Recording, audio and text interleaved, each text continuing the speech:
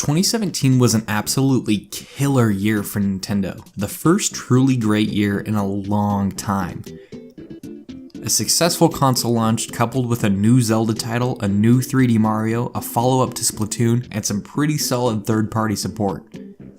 It was going to be a really tough year to follow up in 2018, and honestly, it was probably impossible to emulate the same success found last year. That doesn't mean that 2018 was uneventful for the company though, there's still plenty to talk about. The good, the bad, and the ugly. So let's go ahead and get started on our second entry of this series. This is the State of Nintendo 2018.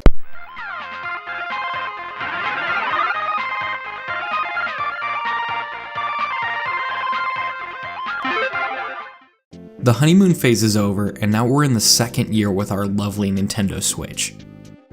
So let's dig a bit into the content that we've seen this year for the Switch.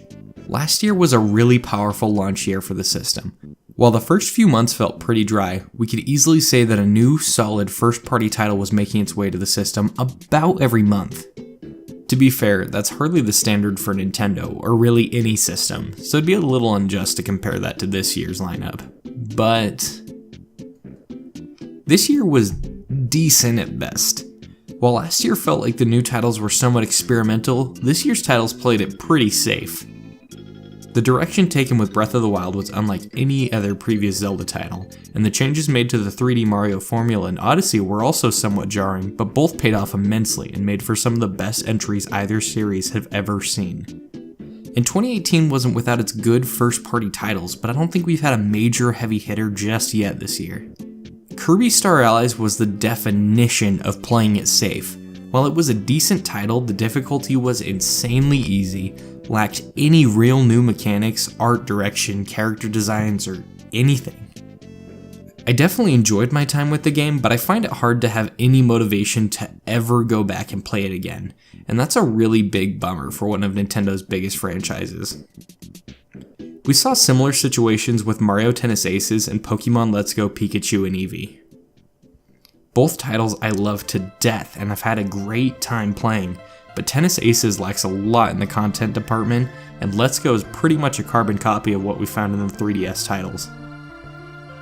I'd love to see Nintendo really own the Switch with the next Pokemon entry, push the boundaries of what we've seen in animations and models and mechanics, make it feel like the first really new Pokemon game, because we've pretty much been seeing the same thing since X and Y. While I haven't played it yet personally, Super Mario Party has gotten some really solid press on being a great entry in the series that hasn't had a great entry in some time. But aside from some Wii U ports, that's pretty much it for notable first-party titles. Like I said, it's not required for some huge first-party release every single month, but I'd love to get one at least like every quarter.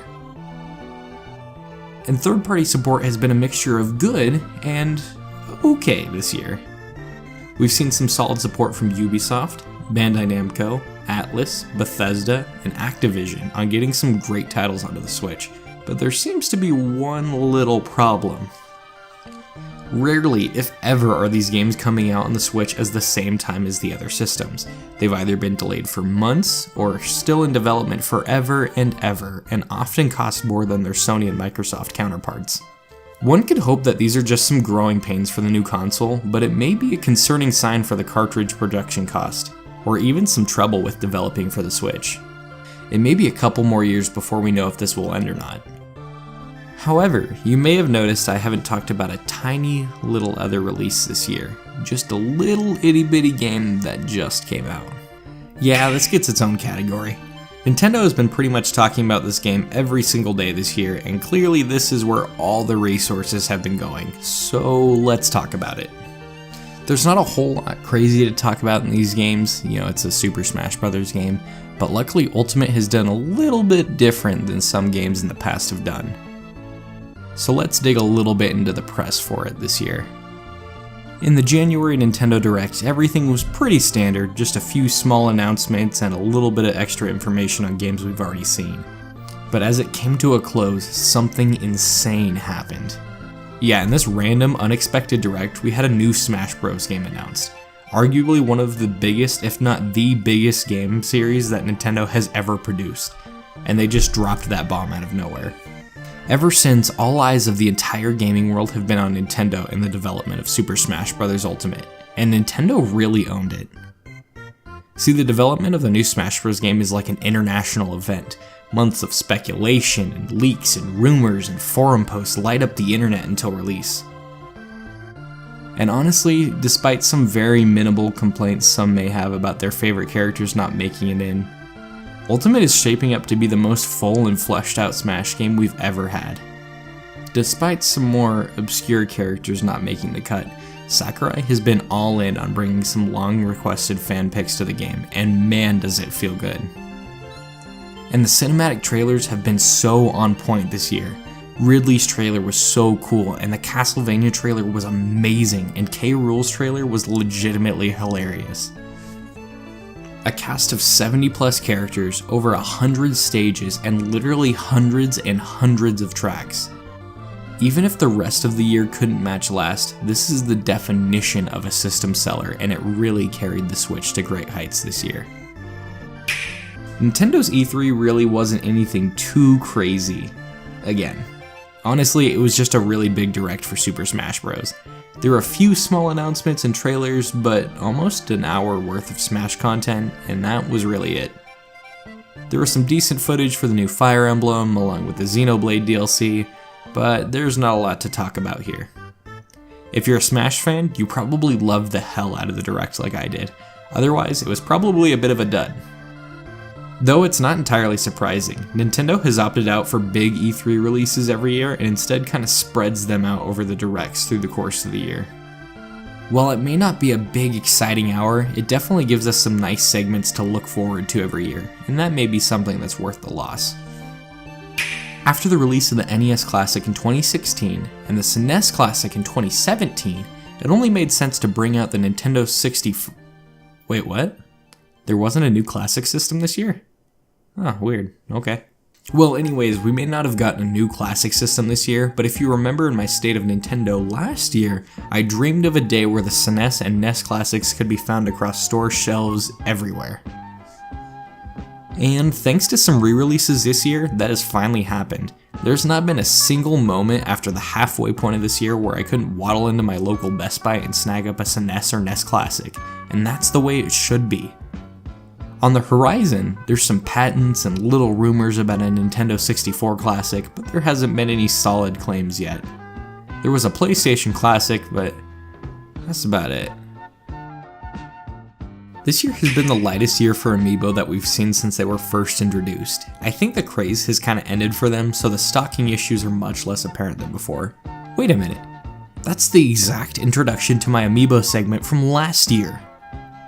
Yeah, so Amiibo have faded into obscurity even more than they did last year, and after last year they had already lost a lot of steam. That doesn't really mean that they're dead in the water. I mean, there's still some diehard fans of Amiibo who really love getting their hands on some fancy new figures every now and again. This new Smash Bros. Game is getting some new Amiibo for the new characters, and has some similar functionality to Smash for Wii U and 3DS. I was personally a really big fan of their features on Smash 4, so maybe this will bring some incentive for me and others to really start picking them up again. What's really killing Nintendo on the Amiibo is a lack of compelling functionality, and if they do have some neat features, it's almost impossible to find the right Amiibo. More games need to include Amiibo functionality, even if it's just some fancy cosmetics. As an Amiibo lover, I really hope to see a resurgence in their popularity and use on the Switch. But after 2 years in a row of mediocre sales, it's starting to look a little iffy. Does this need its own section? The 3DS is slowly being phased out by the Switch and seems to be slowly breathing its final breaths. There were definitely some solid entries this year in the form of WarioWare Gold, Detective Pikachu, and the Luigi's Mansion remake. But at this point, I'd almost rather play all of these games on the Switch. With the option of the bigger screen, higher resolution, and power, it's hard to prefer the 3DS at this point personally. While I love the 3DS, I think 2018 was really the last year that will receive many or any huge entries on the system, though it's hard to feel bad for it. The 3DS enjoyed nearly a decade as the world's greatest handheld, and I think it's finally ready to be put to rest. A Aside from Smash Bros, I wouldn't say it's been a stellar year, but you know what? For a second year in the console's lifespan, it really wasn't too bad. I think we've gotten some pretty solid foundations for the future of the Switch, and if we keep getting the solid first-party entries along with a well-rounded third-party support, we're gonna have a fantastic console generation on our hands. Hopefully Nintendo will just use what they've learned these last 2 years and keep on improving the Switch. Or they could just make another Wii U, I don't know. Hey, thanks for watching my new video. This officially marks my 1-year anniversary of making videos on this channel, and I've appreciated the great support I've gotten from all of you every step of the way. Here's to many more years of videos and other dumb stuff from me.